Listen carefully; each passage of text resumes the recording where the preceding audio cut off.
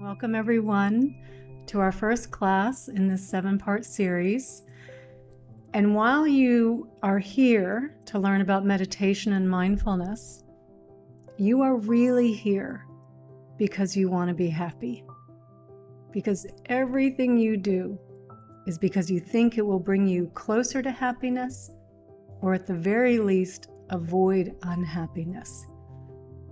But there are two different kinds of happiness. And the happiness that most of us are seeking, are chasing, is a very fleeting type of happiness. A happiness that is dependent upon external conditions. That when we get the new iPhone, it's a little exciting, right? It kind of feels good. It's something new. But that happiness that arises because of the iPhone doesn't last very long, eventually fades away. Or maybe you get excited about getting your latte from Starbucks, and there's a little excitement, a little bit of happiness leading up to it. But it doesn't take long after we've gotten the latte, after we've finished the latte, that we don't feel that excited anymore. Or even we get a new job, and there's a lot of excitement. In the beginning, a lot of happiness. But after a while, it's just a new job. It's just a job. So this type of happiness is very fragile. It's very precarious because it is dependent upon other things. And while I am not anti-pleasure, I like my new iPhone. Actually, it's a couple years old, but I was excited when I first got it. I like a latte. I'm never going to turn down an upgrade to first class. There's nothing wrong with this type of happiness as far as enjoying the short-term pleasurable happiness as it arises. But if you believe that your happiness is dependent upon these things, the results are indisputable. You are, in fact, less happy. And we're going to talk a lot about this in class 3 when we introduce the first mindful mantra. So there's nothing wrong with this type of happiness. I just want to be clear. We do want to enjoy it when it arises. But given that your primary motivation is to be happy, then you should be seeking a type of happiness that is not dependent upon external conditions. A type of happiness that is found inside when you are at total peace and harmony within, and also having that peace and harmony with your external environment as well. That no matter what is happening on the outside, you enjoy the good conditions when they arise. But when they start to fade, there's no grasping, there's no clinging at them. There's an understanding. Yeah, that was a short-term pleasurable condition. Great. It's over now. No problem. And when we have the perceived unpleasant condition, the car breaks, the iPhone gets scratched, they got my latte order wrong. When we have that kind of what we perceive as the unpleasant condition, that doesn't disturb our peace of mind either, because we understand those things are a part of life. So this is the happiness that I believe we are really seeking. It's the happiness that I have sought on this path through meditation and mindfulness, and that I have found has served me very well through the good times and the bad times. So for this type of happiness, we do need to look inside. This is what meditation and mindfulness does for us. It gives us the tools to look inside to see what is happening in our experience that we are not more peaceful and happy. I mean, if you consider the conditions that most of us are living in, we have really good conditions. And yet that's not how we're feeling on the inside. So what we're doing when we're looking inside is not to add more things on, but to take things away, to understand what is it that's obstructing our happiness. Because our true nature is happiness. Something is getting in the way. And that something is thinking. Because our thoughts shape the way we see the world, the way we see ourselves, other people, our relationships, whether we feel safe and secure. And at best, our thoughts are slight exaggerations of reality. At worst, our thoughts are outright lies. And that is pretty frightening when you consider just how much thinking we are doing every day. Between 50 and 70,000 thoughts. Let me make that clear. Between 50,000 and 70,000 thoughts per day. We talk to ourselves at a rate of 300 to 1,000 words per minute. 80% of our thoughts are fear-based. We evolved to focus on what could go wrong, not what's going right. 95% of those fear-based thoughts are the same thoughts that you are rehashing day after day after day. The names might change, but the plots are staying the same. This is what we are doing. We are so lost in our thoughts, imagining a scary world, imagining a world in which we're getting passed over, where we're being excluded, where we're not measuring up, we're not enough. Continuously imagining the scenario and 100% believing that it's true.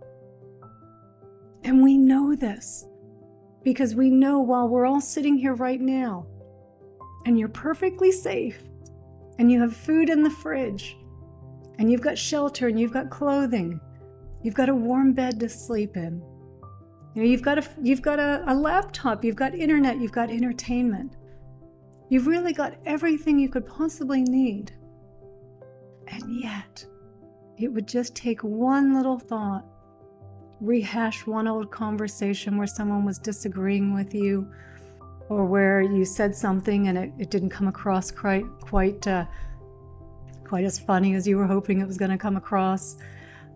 Some mistake that you made, right? It doesn't take much before all of a sudden we are perceiving our reality as being threatened, even as you sit here in your living room perfectly safe. So the challenge for us is that when our thoughts arise, we have a really hard time of letting them go. We just get pulled up into them so quickly. And there's a cute little Zen story that I'm going to share. We're going to have a lot of little stories through this series because stories really help us remember. They really paint a good picture of what's going on and help us to remember. So, two monks are walking through the forest and they come across this river crossing. And the river, it's been raining for a few days, so the river's pretty high, the current's pretty strong. And as they're trying to figure out how to get across, they see a young woman a few feet away from them, 10 feet away. And she looks to the monks and asks them if they would help her, if one of them would pick her up to carry her across the river so that she can be on her way. She's too afraid to walk across the river on her own. The monks are a little bit concerned here. This is a bit of a tricky situation for them to go and pick up a woman. This is really breaking some vows. After a while of kind of thinking about it themselves, talking about it, the senior monk just walks over, picks the woman up, carries her across the river, puts her back down, and carries on his way. And the junior monk comes running after him, and they continue walking through the forest for a few more miles. And the whole time they're walking through the forest, the junior monk is just seething. He is furious at what the senior monk has done, and he just keeps rehashing it over and over again in his mind. And eventually he can't take it anymore. And he stops the senior monk and he says, I got to say something to you. I cannot believe you picked that woman up back there. I mean, you broke our vows. You broke your vows. What kind of an example are you setting for me, the junior monk? And the senior monk looks at him and he says, are you still carrying her around? I put her down hours ago. So this is the analogy for us to use about our thoughts. We carry our thoughts with us endlessly as a burden, distorting our perception of reality, imagining in some way we're being harmed, like the junior monk thinking he'd been harmed. When something was done, a woman was picked up, carried across, dropped off, right? So it's the same with our thoughts. You know, we do something, we made a mistake. Okay, you made a mistake, you said the wrong thing, we're all going to do it. You're going to do it in the future, I'm going to do it in the future, I'm going to do it in this class. We all do it. It's a part of it goes with speaking. It's part of human nature. But after it happens, let it go. It's not serving any purpose any longer. So, to help us understand this a little better, I do find it's really helpful to understand how our brain developed. Because our brain did not evolve to make us happy. It evolved to keep us alive. And when you think about the world that our brain evolved for tens of thousands of years, for hundreds of thousands of years, our brain evolved for a very different world, for a scary world, for a scarce world, where any moment you could be killed. And when you consider the world we live in today, how drastically different it is, the last 100 years, the last 10 years, the last year. You know, if you look at the timeline of the evolution of humanity, our modern world is this tiny, tiny, tiny little sliver way, way, way down at the end here. Our brain has not caught up to the safety and the abundance of the world that most of us live in, definitely all of you on this call, the world that you live in.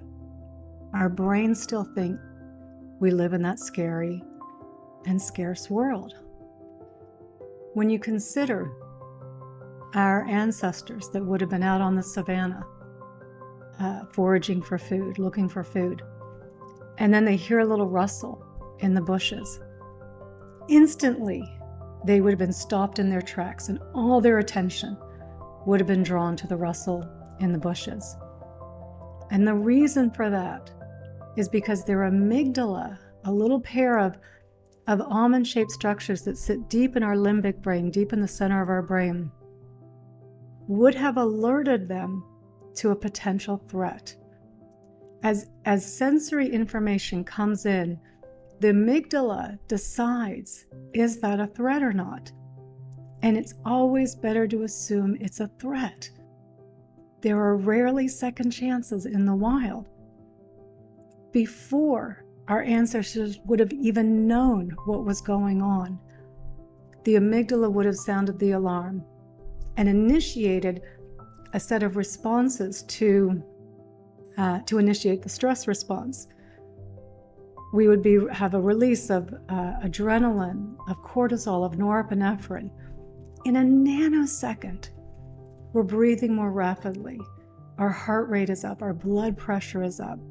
All the available glucose is going to our large muscles. Our pupils are dilated. We're hyper-focused on the threat.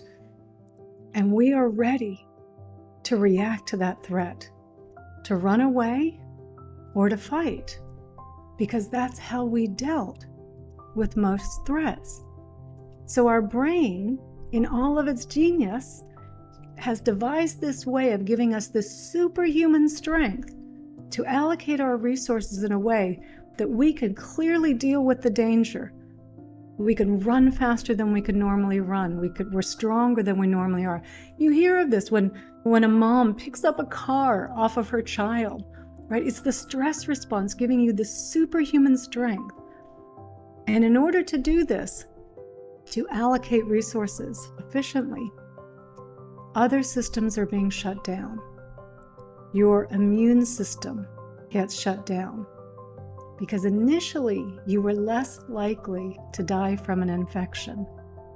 You were more likely to die from bleeding out. Instead of having the immune response, we get an increase of sticky blood platelets, clotting, to help stop us from bleeding to death. And when you think about heart disease as the #1 killer in the West, we're not dying from real tigers. We're dying from the paper tigers that we're creating in our heads. And in addition to our immune system, our digestive system gets shut down. No sense digesting that meal. You're about to die. Your reproductive system gets shut down. No sense thinking about procreating. You're about to die. And your prefrontal cortex gets shut down. The part of your brain that sits here behind your forehead, the last part of our brain to evolve as a species, is the part of the brain that took us from caves to high rises. It's the last part of our brain to evolve as individuals. It fully matures around our mid-20s, and it is responsible for rational, logical thinking, complex problem solving, reasoning, managing our emotions, the ability to weigh up the consequences of our behavior, willpower, attention, focus, decision making. All of this goes offline when we're stressed, because we didn't need this part of our brain to deal with most of the things that were stressing us out.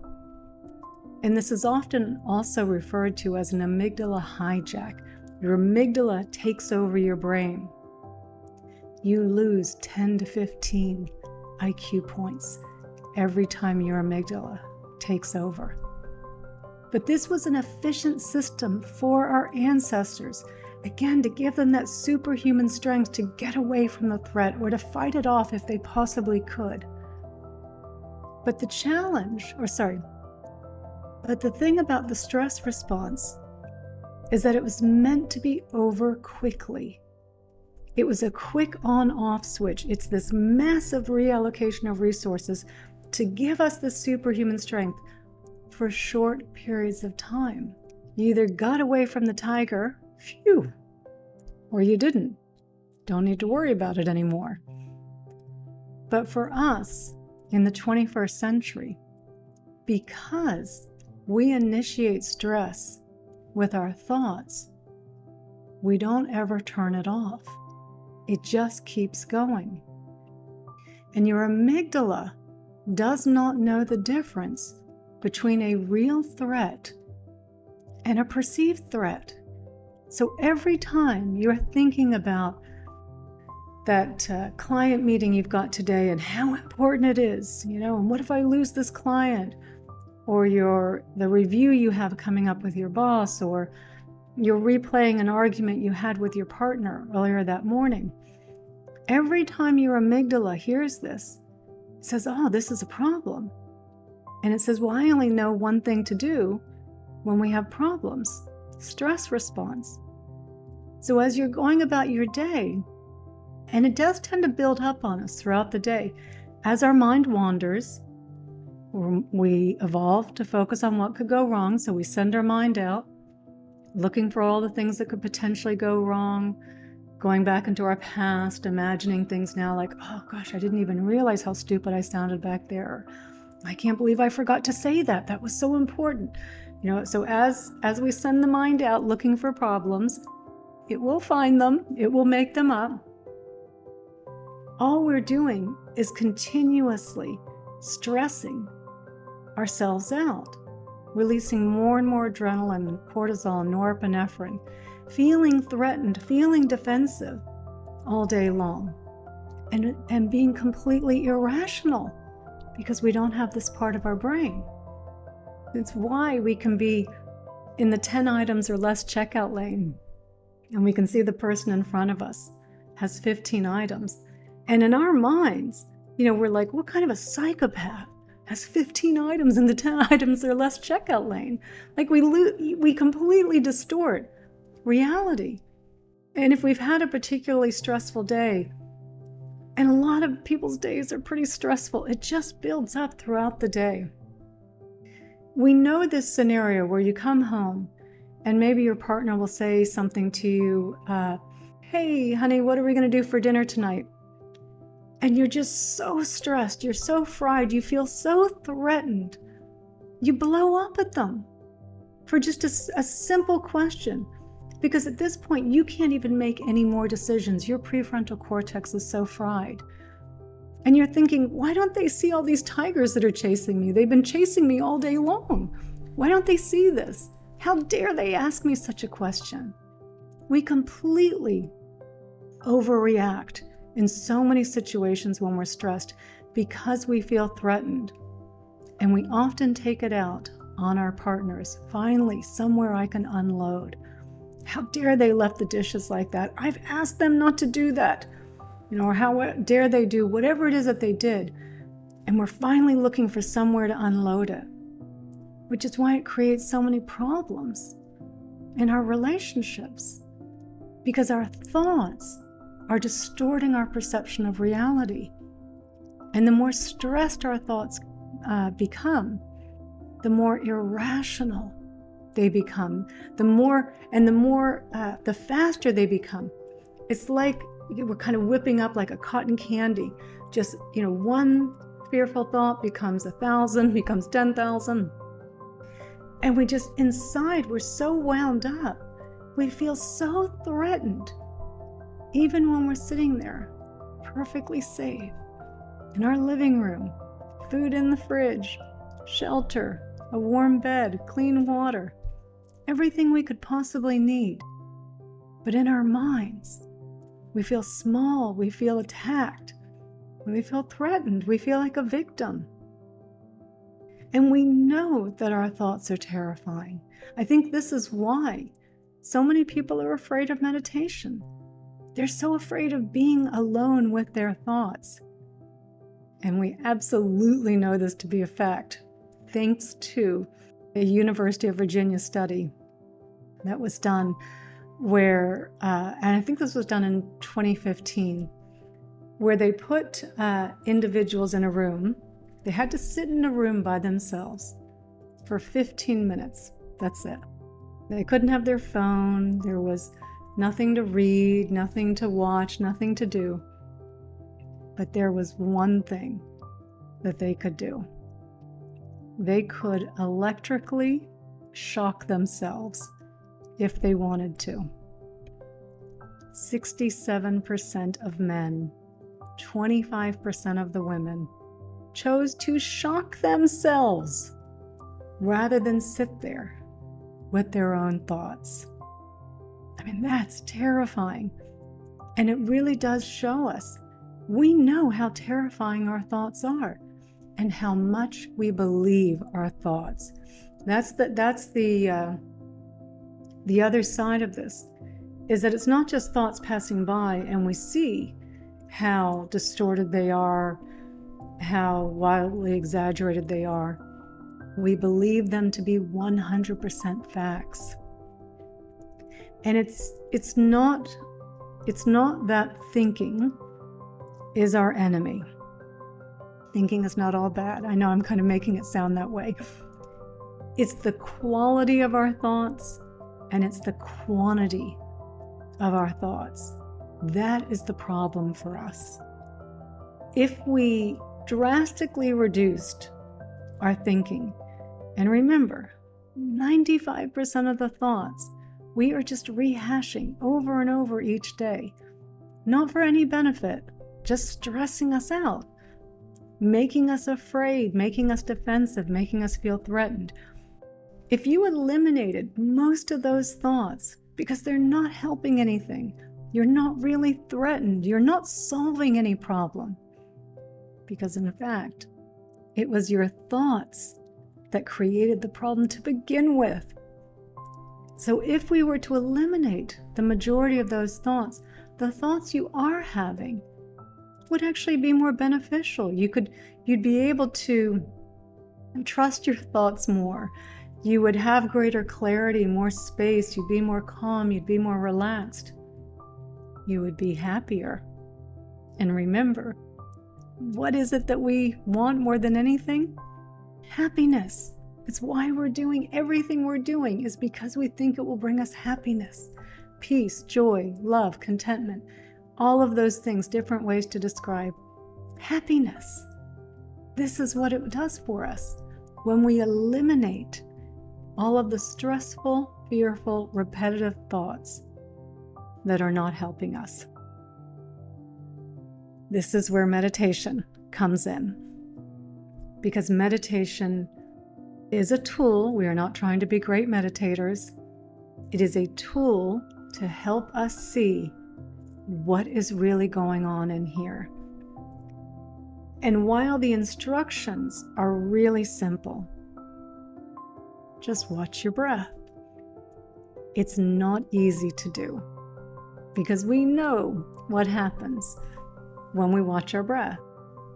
We're maybe there for 1 or 2 breaths, and then a little thought comes along and we wander off with the thought, oh, what have I got to do later on tonight? And, oh, did I feed the dog? Oh, don't forget to feed the dog. And do I have enough dog food? And, oh, I should have gone to the store earlier. It's very fast. It happens very quickly. Our thoughts are just...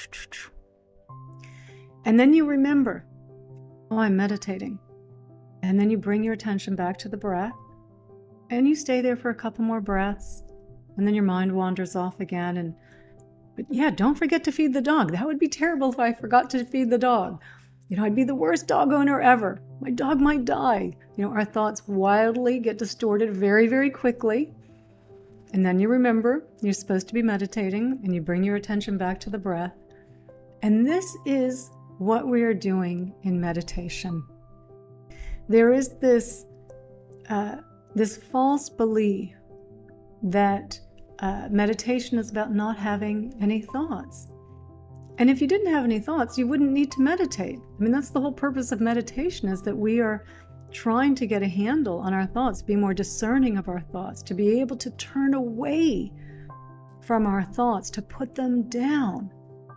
And every time you pull your attention away from your thoughts and bring your attention back to the breath, that is huge. Think forever you have been the thoughts come along, you're hooked in, and you just go. You're just dragged wherever your thoughts are going to take you. But now you're taking control back. No, I'm bringing my attention back where I want it to go. Doesn't matter if 2 seconds later you're back with the thoughts again. You bring it back again.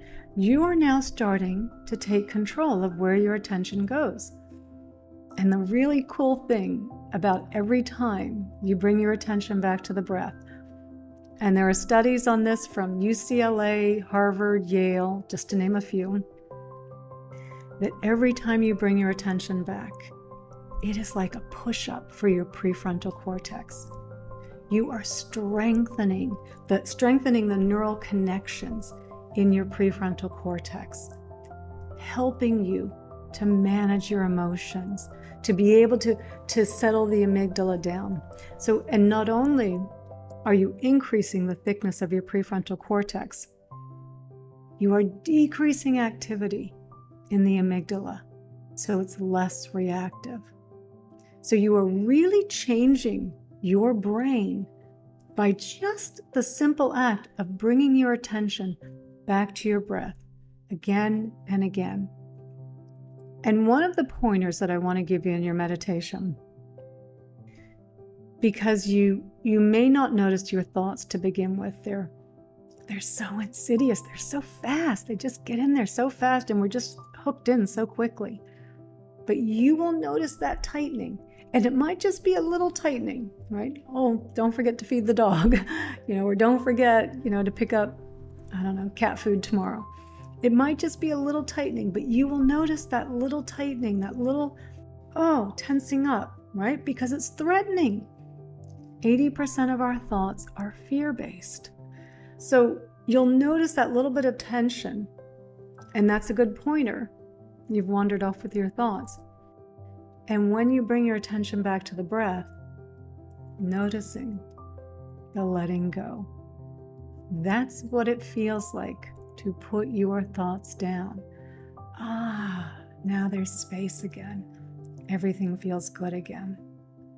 And as you keep doing this, you go back and forth, back and forth. And in the beginning of meditation, that is literally what it is. It's back and forth, back and forth. And maybe out of a 20-minute or a 10-minute meditation, 8 minutes is spent going back and forth, back and forth. But then maybe the last 2 minutes of that meditation, you do rest your attention on the breath for almost those full 2 minutes. And then you really know what inner peace is, the tranquility and that freedom, the spaciousness that comes from resting our attention on the breath, because it brings us into the present moment. We're out of our thoughts. Our thoughts are where all of our problems are, because most of our problems aren't real. They're just the thoughts. But you bring your attention back. So now we've removed the thoughts, essentially, right? We've taken something out. And in the absence of those thoughts, with our attention on our breath, we are at peace. You feel that peace and harmony inside. You feel that peace and harmony with everything around you. It's an amazing feeling when you realize, my happiness is not dependent on whether I get what I want or don't get what I don't want. My happiness is always here. And you'll start to see that it's always here in the present moment. It's not here sometimes and then it just runs away. It's just that our thoughts are distracting us from knowing it. And the more that you meditate, what you will notice is that your days do go better. They flow more easily. Things still happen. You might miss the train, or you're stuck in a long line, or they really did mess up your coffee order, forgot it. Things will still go wrong and things will go right as well. But you'll know it's not getting what I want that makes me happy or pushing it away. You enjoy when they get your latte right. You enjoy when the line goes quickly or you get called out into another line, no line, right? When they pull you through. You enjoy the good conditions. You appreciate them. And it's like, okay, these are going to come and go. And of course, when the unpleasant conditions arise, it's like, this is going to come and go too. I can be here in the present moment. I don't need to push back on this and tell myself because I'm in this line and that person has 15 items in the 10 items lane that all of a sudden I'm threatened. I'm not threatened in any way. I can stay here, focus on my breath, look around, know where I am, know that I'm perfectly safe, and feel that inner peace and calm. And that is an amazing feeling to know it's always here. At any moment that you're willing to come back into the present moment, and the breath is a wonderful conduit to bring us back into the present moment. Let's talk about meditation instructions now. And we'll start with our posture. And I do want to be clear, there is no magic posture for meditation. I mean, if getting into the lotus position, automatically turned off all your thoughts, I would have broken my legs years ago to get into that position. There is no magic posture. But there are a couple of things to point out about it. It's not advisable to be lying down meditating, mostly because you're just probably going to daydream the whole time or likely fall asleep. And so, if you're lying down, you're kind of sending a message to your brain, it's time to just chill, time to relax, and just let your mind wander off. And there is effort in meditation in the beginning so that you're not just wandering off with your thoughts. It is advisable to be sitting up, and I think most of you are going to be sitting in a chair. Make sure your back is straight. That again is an alert position. So we're sending a message to our brain that you're alert, you're here, you're paying attention. And just make sure that your legs are not crossed, that your feet are firmly planted on the ground. We are always breathing in and out of our nose, never breathing in and out of our mouth, unless you're sick. And even then, I might even suggest not to do it. Your mouth is going to dry out probably pretty quickly.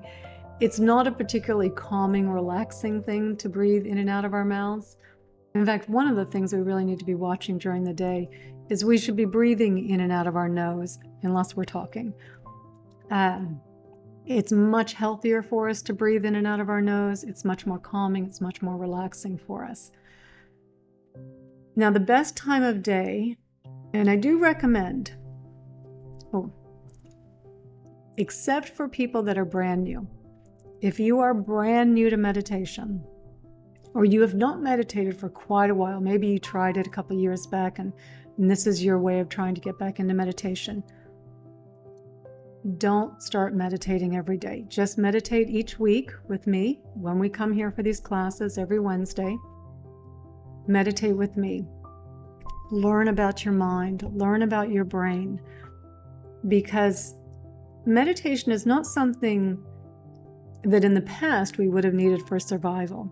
Quite frankly, we do need it now, not just to be happy, but we really do need it for survival because of the way we keep abusing these, the stress response and 2 other survival systems we're going to talk about, because they are backfiring on us big time and not healthy for us. The problem is when you are very, very new to meditation is that you don't realize just how easily your thoughts are going to talk you out of meditating. And while you might get a couple days in a row, then something's going to happen. You didn't meditate. And then we know how that goes. It's like the gym. The next day you're like, I can't do it again today. I'll start next Monday. And then next Monday comes around and we're like, I just don't have the energy to do it. I'd rather sleep in, or, we give ourselves all sorts of excuses. And then we'll say to ourselves like, yeah, I tried meditation. It just didn't really work for me. When the reality is you let your thoughts talk you out of it. You did nothing to solve the problem, which is that your thoughts are directing everything you're doing and not bringing you the happiness or the peace that you really want. Which is why I just want you to come every week for 7 weeks. In this course, you are going to really understand your mind and your brain, your thought habits and patterns. They're all the same, all of us. We're doing the same things, the same types of mind wandering. And we are going to cover all of those aspects in this course. You're going to have a really good understanding of your mind and your brain and your thought habits and patterns. And you're going to have a good understanding about meditation and mindfulness by then. At the end of 7 weeks, I will suggest that you start meditating every other day. Because that's also something that's like, okay, every other day, I don't have to do it every day. It's a little bit manageable, a little more manageable. And then you'll decide when you go every day. And your decision will be based on the fact that you are feeling much better on the days you meditate than the days you don't. That your day seems to be easier for some reason on those days that you meditate versus the days that you don't. And when you connect those dots and then you start meditating every day, you are doing it for the right reasons. Not because someone told you to meditate, because your doctor told you or you read it in a newspaper, but because you know for yourself, you feel better. This is a worthy investment of your time. The payoff is worth it. So it's really, I find much more helpful for people to gradually take on the meditation portion of this and do it, make it an everyday practice when it's right for you. For everyone else that has been meditating for a while, or even fairly new to meditation here with these classes, I recommend twice a day, if you can, 20 minutes each time. If you can. If you can do more, great. If you can do 2 10-minute meditations a day, great. If you can only do 1 meditation a day, do it in the morning. And the reason for doing it in the morning, and do it early in the morning, don't take too long after you've woken up. You can do a little stretching. I always do a little yoga before I sit. Don't eat a heavy meal. You can have maybe a piece of fruit, a few nuts or something, some water. But do it early, because if you don't, then we know what happens. You tell yourself, oh, I'm just going to do these other things and then I'll get to it. And something inevitably happens. And then it's 10 o'clock, 11 o'clock, and you're like, oh man, I haven't meditated yet today. And I was supposed to meditate. And I feel a little bit on edge because I didn't meditate. And now I'm also stressed because I didn't meditate. We're not trying to add to our stress here. So try and get it done as early as you can. We know what happens. And try and just find a place where it's quiet. I have meditated, in the past, when I didn't live alone. I would meditate in the bathroom if I needed to. Make sure your phone is in airplane mode. And I do recommend using a meditation app like Insight Timer app. It's much better to come out of the meditation with the meditation timer bell, because the bell sounds once and then nothing else happens. If you come out using an alarm and you have to turn that alarm off to get the annoying sound to turn off, it's just a kind of jarring way to come out of your meditation practice. And we really want to take the continuity of that peaceful feeling with us out into our day. So use the Insight Timer app. There's a great little meditation app or a timer on there. There's guided meditations. I'm on that platform as a teacher as well. So I have talks and guided meditations on there as well. So use an app. And one other thing I forgot to mention. Every time you bring your attention back to your breath, and this is the most important instruction I think I can give us for our meditation practice. Be kind to yourself. No judgment, no beating yourself up. We have tried the stick model, it doesn't work. This is a more gentler, kinder model.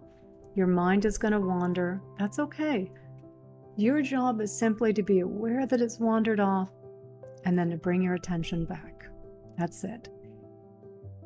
And now I want to just go through some of the instructions for our specific meditation that we're going to do today, because there are a few little things I do, one or two things that are a little different.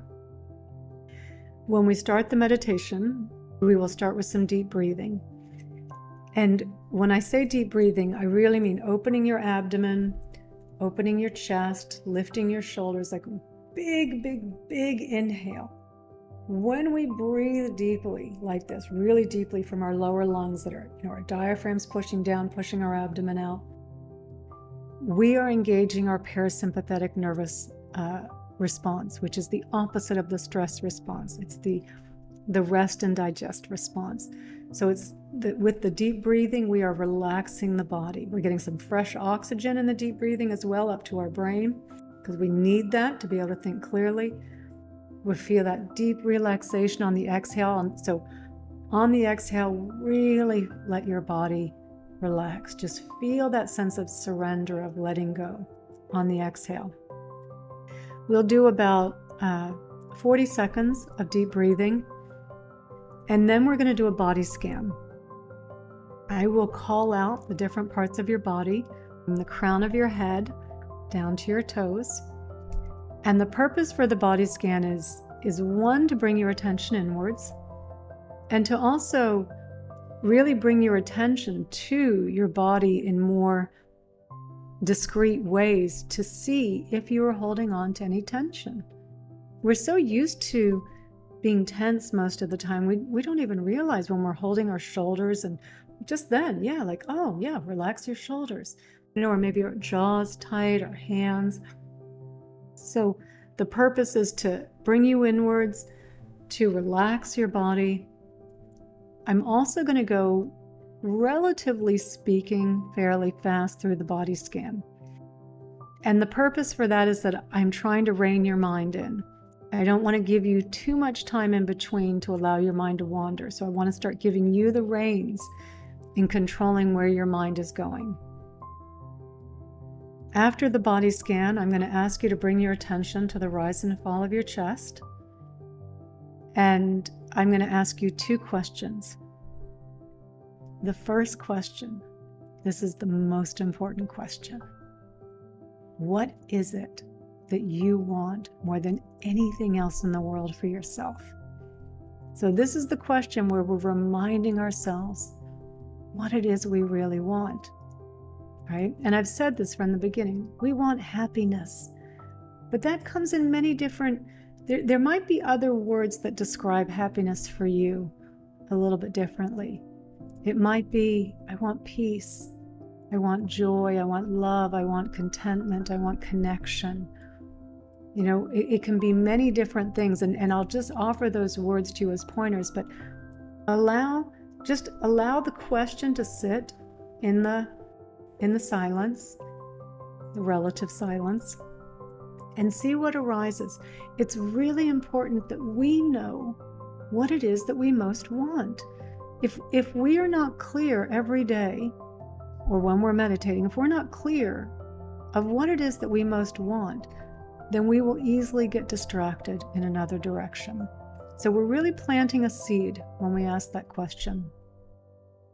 And then the second question, what are you willing to do just for today to try and make this most important thing happen, to bring you closer to it? And this is just a question for you to be honest with yourself. Now, what are you doing?